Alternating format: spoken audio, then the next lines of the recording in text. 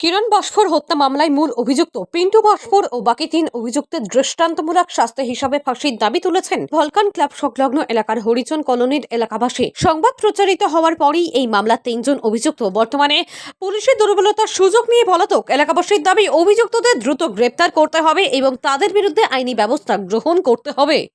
हम लोग का गांव का बेटी बहन है, कहीं से भी आया हम लोग गांव में आया है, लेकिन आज वो नहीं मरती। हम लोग को यदि थोड़ा सा हिंस मिल जाता, इनका भाई यदि हम लोग को थोड़ा साथ दे देते, जिनका बहन का कोई पैसा मांग रहा है, डिमांड कर रहा है, थोड़ा से यदि जुगाजुग करता तो हम लोग आज बैठ के उनका बहन का आज वो बहन हम लोग के बीच में खड़े रहती, वो नहीं मरती। किंतु हम हर एक भाई से कहना चाहता हूँ, कोई भी बहन के अगर जो अत्याचार हो रहा है बोलो, गाँव में जाओ, गाँव के आदमी के बोलो हमारा बहन के साथ अत्याचार रहा है, हमारे साथ ये हो रहा है, हमारे साथ वो हो रहा है। किसी का बहन नहीं मरेगा भाई, किसी का बहन नहीं मरेगा। सिर्फ हम लोग चाह रहे हैं आइन को तो उसका जो पनिशमेंट है उसका सजा चाहिए तो चाहिए, जो भी किया है।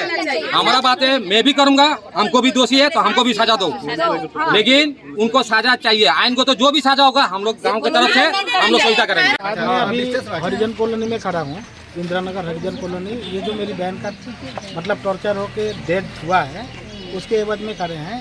तो क्या था कि पहले मैं इस गांव में इस रिलेटेड प्रॉब्लम को लेके आया नहीं। तो आज इस गांव के सारे लोग मतलब जो एक अन्याय हुआ है, जो भी हुआ है, उसके अगेंस्ट में सारे लोग न्याय के सपोर्ट में ये सारे पूरे गांव के लोग खड़े हैं। इसके लिए मैं इनको हाथ जोड़ के धन्यवाद देता हूं कि इन्होंने जो भी मान लीजिए क्राइम हो या जो भी है, टॉर्चर है या जो भी है, उसके अगेंस्ट में ये लोग अभी क्या है कि दोषी को शास्ति देने के लिए हमारे सपोर्ट में पूरा गांव खड़ा है। तो ये इंदिरा नगर हरिजन कॉलोनी या जो भी अगरतला के यहाँ के और भी कहीं के अपने हरिजन बास्फोर भाई लोग हो सकते हैं, उनको मैं हाथ जोड़ के धन्यवाद करता हूँ कि ये लोग न्याय के लिए आज लड़ रहे हैं। उसके लिए मैं इनका आभारी हूँ। और इन लोगों ने पहले से भी सपोर्ट किया है, क्योंकि मान लीजिए इन लोगों के सपोर्ट के कारण ही वो लोग मेरी बहन की बॉडी को डिस्पोज नहीं कर पाए, नहीं तो हम लोगों को खबर भी नहीं मिलता और वो बॉडी जला देते। उसके बाद तो ये सारा चीज़ होता ही नहीं।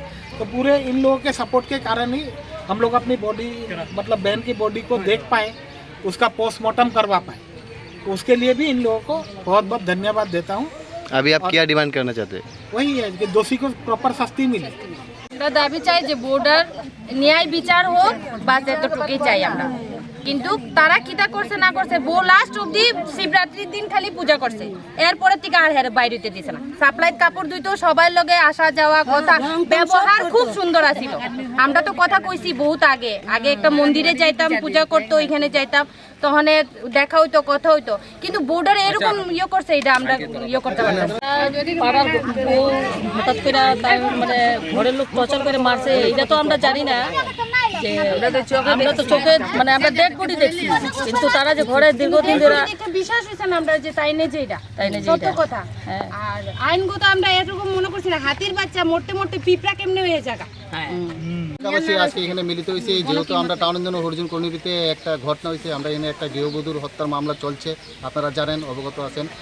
তো এই ঘটনাটিতে যারাই জড়িত, যে ফ্যামিলি জড়িত, আমরা এলাকাবাসী আজকে এখানে হওয়ার উদ্দেশ্যটা হচ্ছে আমরা ওই যে গৃহবধূটা যার উপরে যাইভাবে হোক না কেন বা অত্যাচার হোক বা যাই হয়েছে, ওইটার আমরা সুস্থ বিচার চাই। ওইটার আইনগত সুস্থ বিচারের লিগে আমরা এলাকাবাসীর তরফ থেকে যা করণীয় আমরা করতে চাই। আর আপনারা মাধ্যমে আমরা এটাও করতে চাই, যতক্ষণ এটা সুস্থ বিচার না হোক ততক্ষণ এই পরিবারটা আমরা পাড়াতে থাকতে পারতাম। এমনি কি হইছিল আপনাকে কিছু কইতে পারছেন না? 5-6 মাস আগে সাপ্লাইতে দেখতাম, কাজ টাজ করতো ভালো মতন, যে সুন্দর আমার জামাই দেখতো। আমরা কইতো কই যাস ঘুরতে, আমরা দিদি আমরা ঘুরতে যাই বাড়িতে। এরপর থেকে দিদির আর দেখা হয় না। 5-6 মাস মানে সবাই সাপ্লাইতে এত সুন্দর বডি, এত মোটা। আমরা এমনি কতদিন আগে দেখছেন? 5-6 মাস আগে। এরপরে দেখছেন? আর দেখা হয় না।